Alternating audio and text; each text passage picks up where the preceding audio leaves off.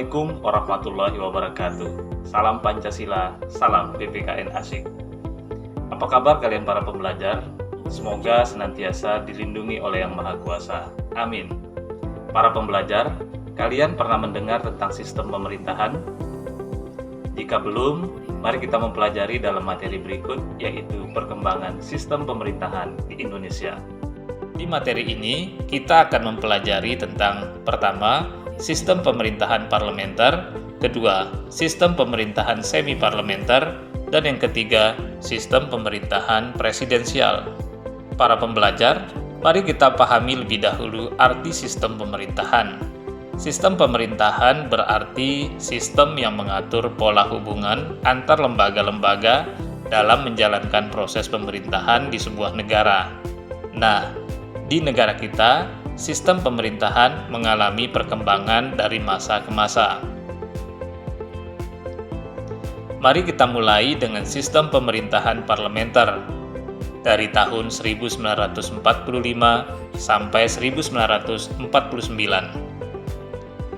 Ciri-ciri sistem pemerintahan parlementer adalah: pertama, kepala pemerintahan adalah Perdana Menteri, sedangkan presiden atau raja atau ratu atau kaisar di negara tersebut hanya sebagai lambang atau kepala negara.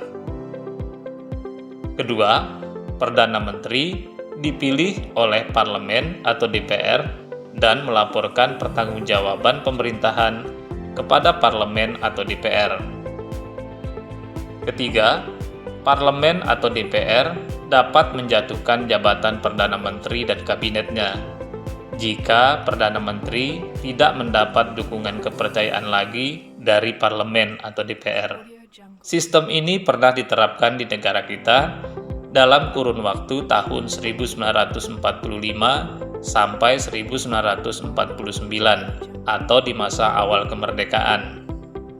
Awal mula penerapan sistem ini adalah karena dikeluarkannya maklumat pemerintah tanggal 14 November 1945 yang semula kabinet bertanggung jawab kepada Presiden Soekarno menjadi bertanggung jawab kepada parlemen yang saat itu masih dipegang oleh Komite Nasional Indonesia Pusat atau KNIP, yaitu lembaga sebagai pengganti sementara DPR dan MPR sebelum terbentuk.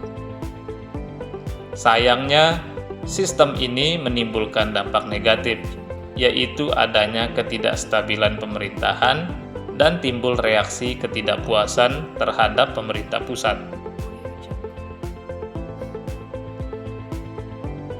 Mari kita berlanjut ke sistem pemerintahan semi-parlementer dari tahun 1949 sampai 1959. Ciri sistem pemerintahan ini adalah: pertama, kepala negara dan kepala pemerintahan dipegang oleh presiden. Kedua, Perdana Menteri diangkat oleh presiden, seharusnya oleh parlemen atau DPR. Ketiga, kekuasaan Perdana Menteri sebagai pemimpin Dewan Menteri atau kabinet masih dicampuri oleh presiden. Keempat, menteri-menteri secara perorangan dan keseluruhan bertanggung jawab kepada parlemen atau DPR. Dan yang kelima, presiden dapat membubarkan parlemen atau DPR.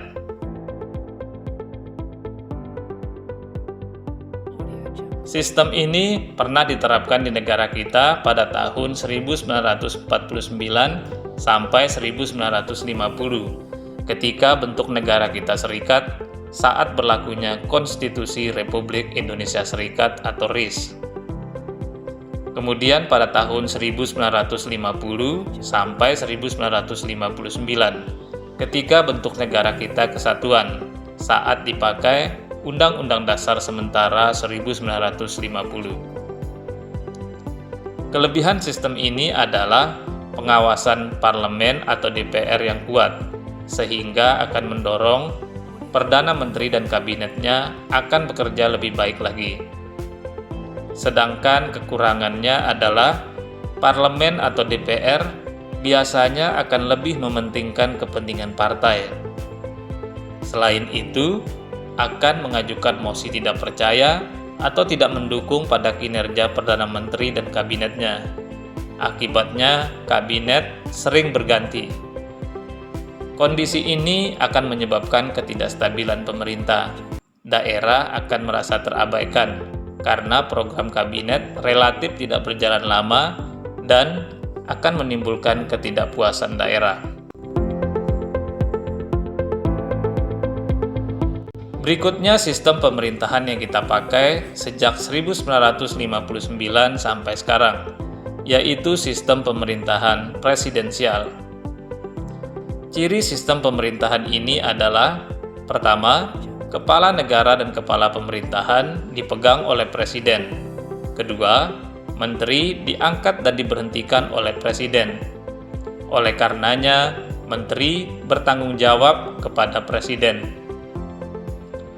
Keempat, presiden dan DPR tidak dapat saling menjatuhkan. Kedudukan keduanya setara atau sama.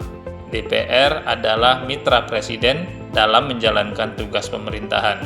Ciri lainnya adalah presiden dipilih oleh rakyat secara langsung atau oleh badan perwakilan.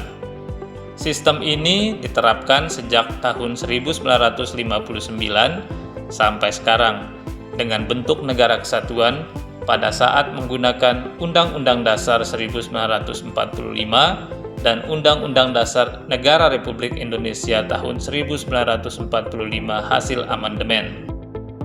Kelebihan sistem pemerintahan ini adalah pemerintahan relatif stabil, tidak ada peluang saling menjatuhkan antara presiden dan DPR, dan program kerja kabinet mudah disesuaikan dengan masa jabatan presiden. Sedangkan kekurangannya adalah dapat menciptakan kekuasaan mutlak presiden jika pengawasan DPR lemah, karena posisi presiden sebagai kepala negara juga merangkap sebagai kepala pemerintahan. Demikian materi kita kali ini. Kesimpulan yang dapat ditarik adalah sistem pemerintahan Indonesia telah mengalami perkembangan dari masa ke masa. Dan saat ini kita menggunakan sistem pemerintahan presidensial karena pemerintahannya relatif lebih stabil. Semoga kita dapat memetik pelajaran dari materi ini. Para pembelajar, demikian pembelajaran kita kali ini. Terima kasih atas kontribusi pihak-pihak berikut dalam video pembelajaran ini. Sampai jumpa di video pembelajaran berikutnya. Tetap semangat. Wassalamualaikum warahmatullahi wabarakatuh. Salam Pancasila, salam PPKN Asyik.